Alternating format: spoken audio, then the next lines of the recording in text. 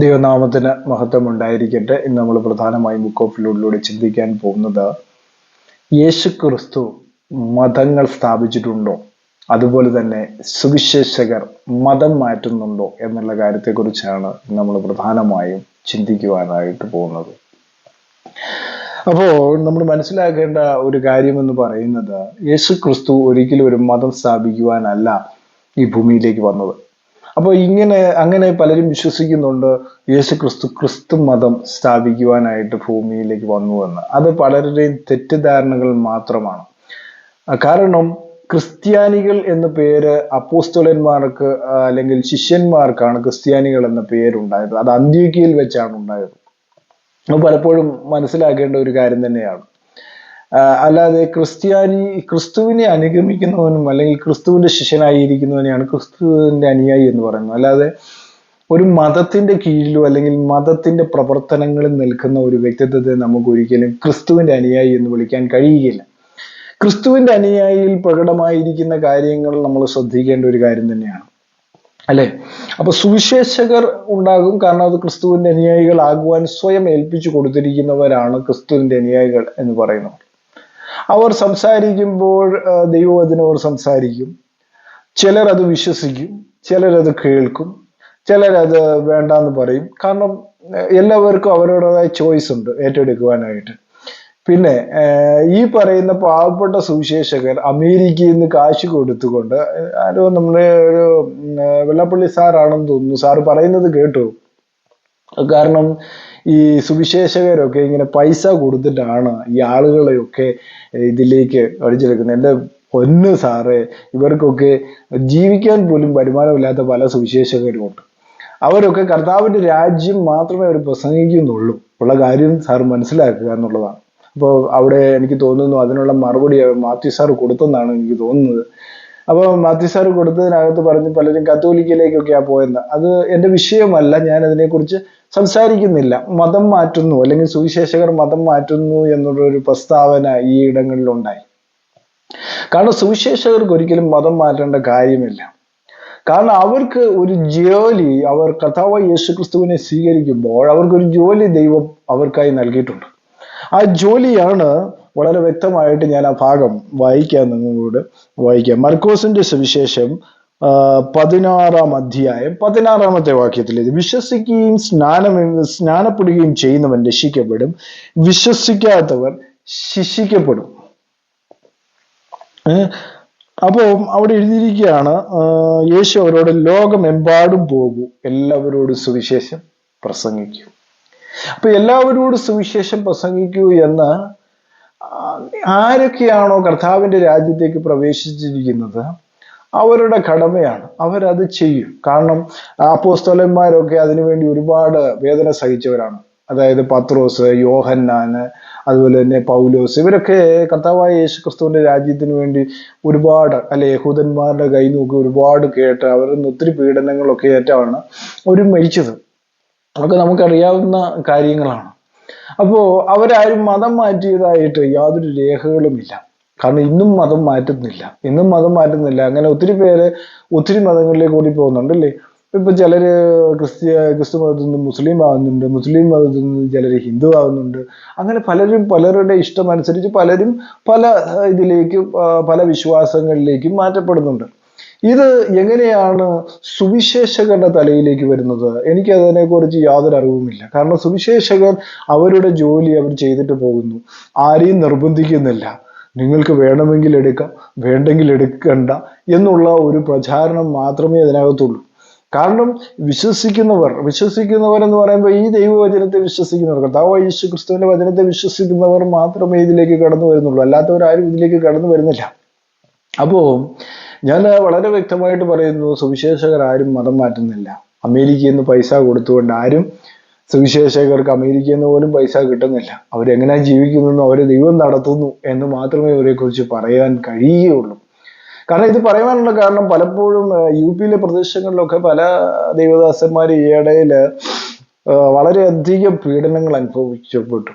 കാരണം ഒരു ദൈവവചനം എടുത്തതിന്, അവരുടെ വിശ്വാസം അവർ മാറോട് ചേർത്തതിന് ഒരുപാട് വേദനകൾ അവർ സഹിച്ചു.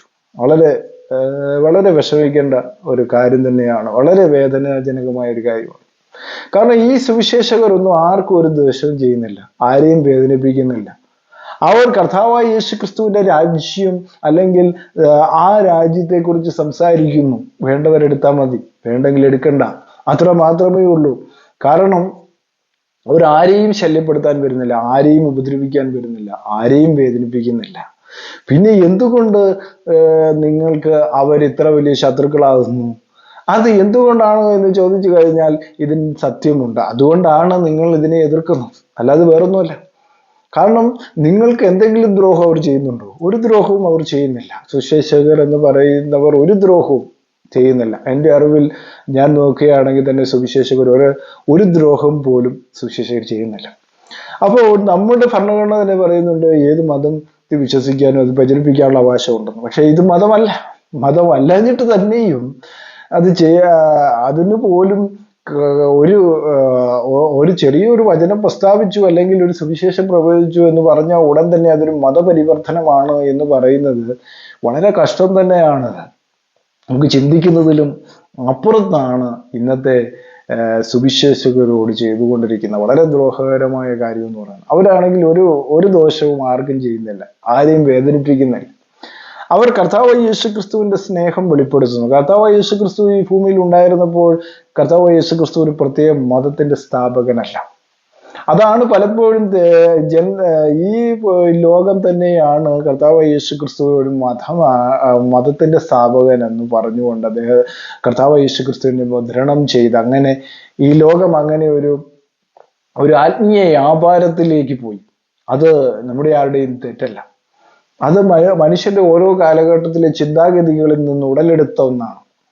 ഒരിക്കലും അത് കർത്താവായ യേശു ക്രിസ്തുവിന്റെ രാജ്യവുമായോ അല്ലെങ്കിൽ കർത്താവായ യേശു ക്രിസ്തുവിന്റെ ആ ഒരു വിശ്വാസത്തിൽ നമ്മൾ വരുമ്പോൾ അതുമായി യാതൊരു ബന്ധവുമില്ല. ഇവിടുത്തെ മതങ്ങൾക്ക് യാതൊരു ബന്ധവും ആ കൂട്ടത്തിലില്ല. മതമെല്ലാം മനുഷ്യരുണ്ടാക്കിയതാണ്. സത്യം പറയുകയാണ്, മതങ്ങളെല്ലാം മനുഷ്യരുണ്ടാക്കിയതാണ്. കർത്താവായ യേശു ക്രിസ്തു തന്റെ പരസ്യ ശുശ്രൂഷ കാലത്ത് അവന്റെ രാജ്യത്തേക്ക് പ്രവേശിക്കുവാനായിട്ട് ഉള്ള മാർഗനിർദ്ദേശങ്ങൾ ജനങ്ങൾക്ക് നൽകി, ജനങ്ങളെ ഒത്തിരി പേരെ സൗഖ്യമാക്കി, ഒരുപാട് പേരെ വിടുവിച്ചു.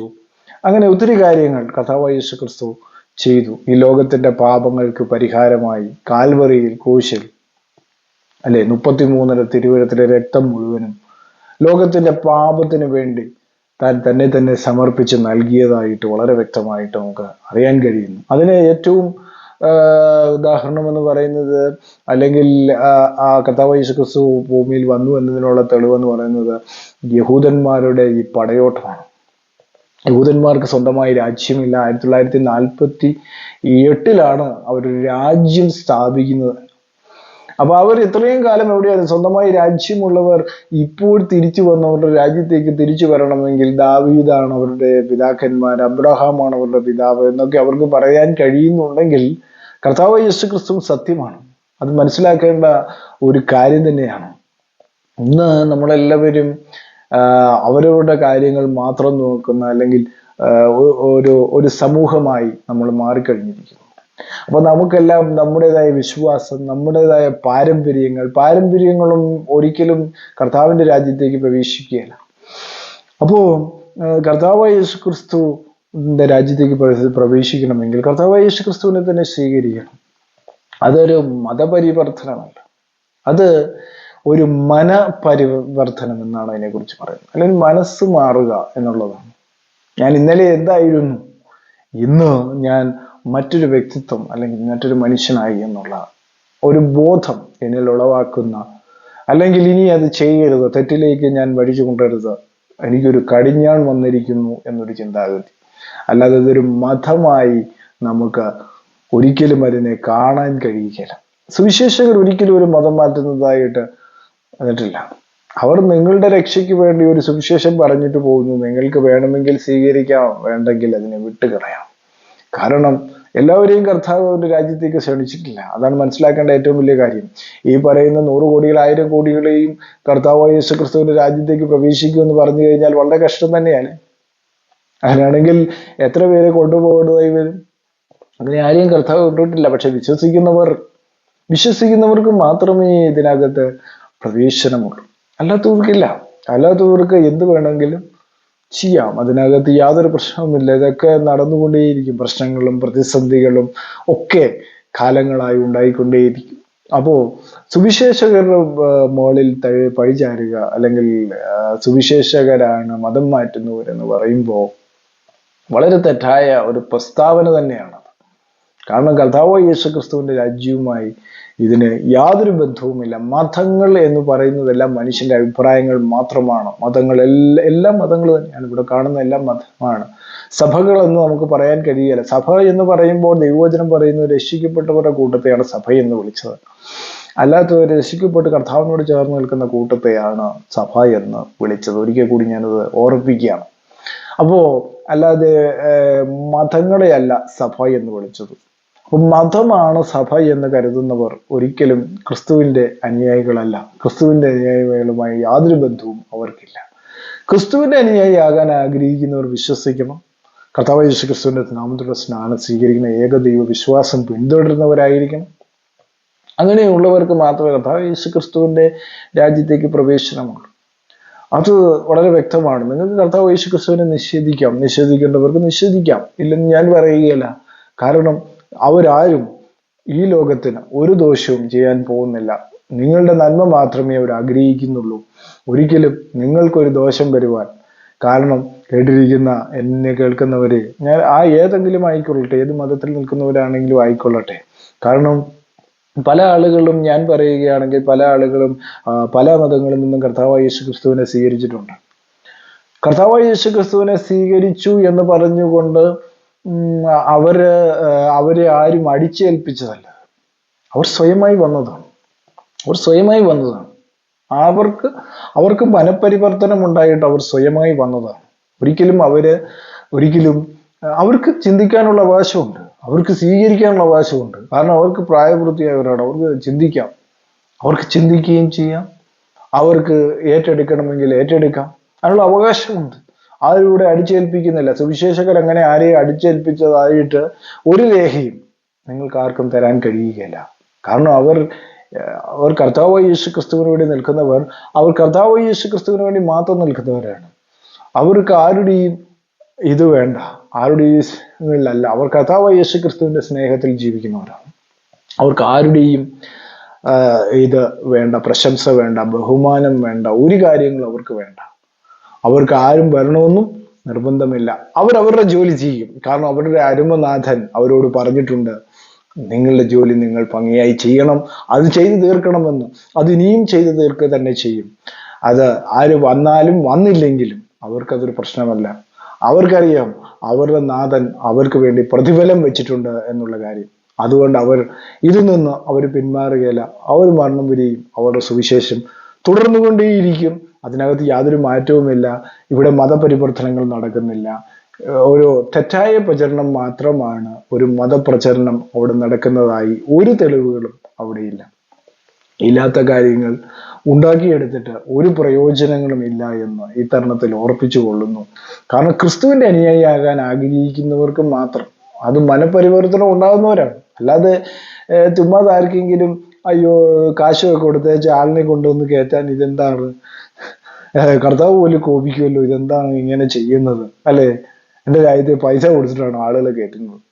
എന്തൊക്കെയാണ് ആളുകൾ പറഞ്ഞുണ്ടാക്കുന്നത് എന്നൊക്കെയാണ് നമ്മൾ ചിന്തിക്കേണ്ടത്. കാരണം എന്നോടും പലരും പറഞ്ഞിട്ടുണ്ട്, കാരണം പൈസ കൊടുത്തിട്ടില്ലേ നിങ്ങൾ ഇതിനകത്ത് ആളെ കയറ്റുന്നത്. ആരും അറിഞ്ഞിട്ടില്ല, ഇതുവരെ അറിഞ്ഞിട്ടില്ലാത്ത സംഭവങ്ങളാണ്. കാരണം ദൈവവചനം കേൾക്കുമ്പോൾ മനപരിവർത്തനം ഉണ്ടായത് നമുക്ക് എന്ത് ചെയ്യാൻ കഴിയും? നമുക്കാർക്കും അത് തടയാൻ കഴിയുകയില്ല. അത് ഞങ്ങളുടെ ആരുടെയും ഉള്ളതല്ല. പക്ഷെ കർത്താവായ യേശു ക്രിസ്തു എന്ത് പറഞ്ഞു ആ ജോലി ചെയ്തു ചേർക്കുവാനാണ് ഞങ്ങളെ കർത്താവ് ഏൽപ്പിച്ചിരിക്കുന്നത്, അത് ചെയ്യും എന്ന് പറഞ്ഞുകൊണ്ട് അവിടെ ഒരു പരിവർത്തനം നടക്കുന്നില്ല. മതപരിവർത്തനമോ അല്ലെങ്കിൽ ആരെയെങ്കിലും വലിച്ച് അല്ലെങ്കിൽ അടിച്ചേൽപ്പിക്കുന്ന ഒരു സ്വഭാവം ഞങ്ങൾക്കില്ല. കേൾക്കുന്നവർ, ചെവിയുള്ളവർ കേൾക്കട്ടെ എന്നാണ് പറയുന്നത്, അല്ലെ? വെളിപ്പാട് പുസ്തകത്തിൽ എഴുതിയ ചെവിയുള്ളവൻ കേൾക്കട്ടെ. അപ്പോ ചെവിയുള്ളവർ കേൾക്കും.